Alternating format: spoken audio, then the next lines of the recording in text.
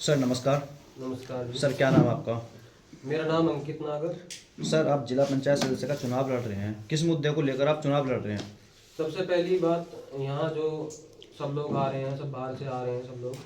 अब यहाँ के लोगों का विचार था कि भाई अपने बीच का कोई आदमी हो, और सबसे पहली जो सोच थी कि भाई हमारे बीच का कोई युवा आगे बढ़कर आए जिसको इन सारी चीज़ों में जानकारी हो और अंदर बाहर जो आता जाता रहता हो और राजनीतिक जानकारी हो उसके पास। तो इस तरह की सोच के साथ हमने दीपावली के बाद एक प्रोग्राम रखा।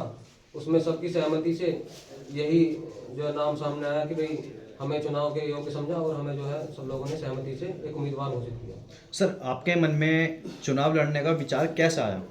चुनाव लड़ने का कोई विचार नहीं था। असल में हमारा मेरा थोड़ा सा सामाजिक रहा है कि भाई हम सब लोगों के बीच आना जाना, सबके सुख दुख में आना जाना, ये इस तरह का रहा है। लेकिन कुछ लोग प्रत्याशी के तौर पर घूमते हैं क्षेत्र में कि भाई हम 10 साल से 12 साल से घूम रहे हैं, लेकिन हमने बिना प्रत्याशी का नाम घोषित किए हुए हम सामाजिक तौर पर सबके सुख दुख में आना जाना जितना हमसे हो सकता था, क्योंकि मैं एक प्रोफेसर हूँ आपके हापुड़ कॉलेज में, तो जितना समय हमें मिलता था हम उस बीच में सब लोगों के बीच में आना जाना और सामाजिक मुद्दों पर अपना विचार रखना, ये सारी चीज़ें की हैं।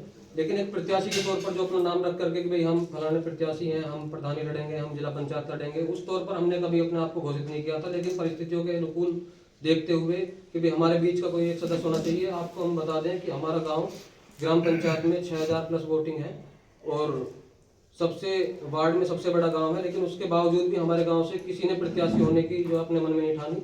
तो इन सब चीज़ों को ध्यान में रख करके हमने अपना नाम प्रत्याशी के तौर पर रखा, सब लोगों की सहमति से। सर आपके जिला पंचायत सदस्य में कितने गांव आते हैं? हमारे जिला पंचायत वार्ड में वार्ड 5 की बात करें तो हमारे वार्ड में 22 गाँव आते हैं। सर 22 गांवों में आप आज चुनाव जीतते हैं, उसमें क्या कार्य करके दिखाएंगे? देखिए, जिला पंचायत सदस्य के अधीन जितने भी कार्य आते हैं, हम अभी आपसे वादा करते हैं कि जिला पंचायत अध्यक्ष बनेंगे, हम हमारी उसको दो रहे नहीं। तो जिला पंचायत अध्यक्ष बनने के लिए आप सबको पता है, यहाँ बैठे सभी लोगों को पता है कि जो सत्ताधारी पार्टी है उसके साथ में जाना पड़ता है। लेकिन हम जो चल रहे हैं, हम अभी बहुजन और पिछड़े लोगों को साथ लेकर के चल रहे हैं, तो उसके साथ जाना हमारे लिए मुमकिन नहीं कि हम जिला पंचायत अध्यक्ष का चुनाव लड़ें। तो हम यहाँ जिला पंचायत सदस्य का चुनाव लड़ने के लिए आए। जिला पंचायत सदस्य के अधीन जितने भी काम आते हैं, जितनी भी सीमित दायरे हैं, उनके अधीन रहते हुए हम उससे मैक्सिमम से मैक्सिमम कार्य करके दिखाएंगे। वो चाहे शिक्षा के क्षेत्र में हो, युवाओं को रोजगार दिलाने के क्षेत्र में हो। अब युवाओं को रोजगार दिलाने की बात अगर मैं करूं तो युवाओं को डायरेक्टली कोई सदस्य रोजगार नहीं दिलाता, लेकिन उसके बहुत सारे कैरियर काउंसलिंग कैंप लगाए जाते हैं, रोजगार काउंसलिंग कैंप लगाते हैं, आपको जानकारी होगी इस बारे में।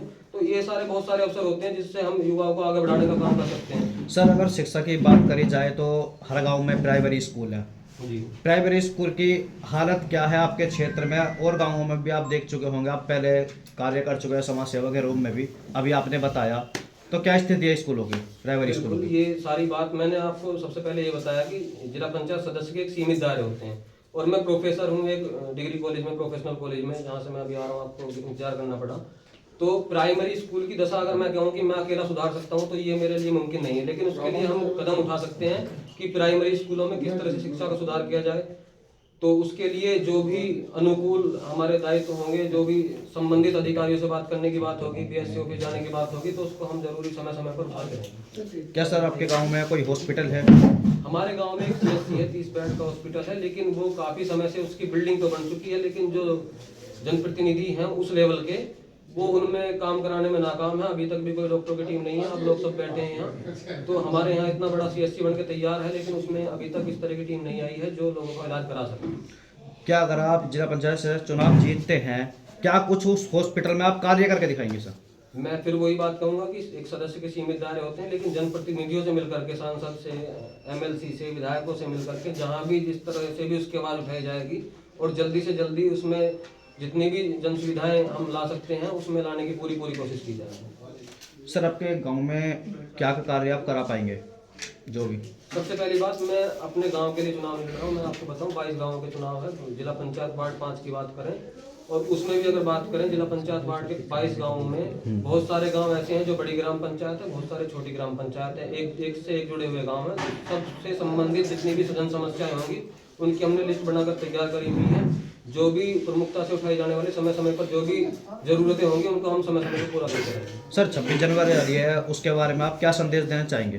बस 26 जनवरी है हमारा जो गणतंत्र दिवस है, गणतंत्र दिवस के इसमें रूप में मनाते हैं। तो सबको मैं सबसे पहले सभी क्षेत्रवासियों को आपके चैनल के माध्यम से सबको शुभकामनाएं देना चाहता हूँ। सबको इस गणतंत्र दिवस की हार्दिक शुभकामनाएं, और सभी अपने बीच जो भी आपका योग्य उम्मीदवार हो उसको चुन करके इस गणतंत्र दिवस को अपने लिए और ज़्यादा उपयोगी बनाएं।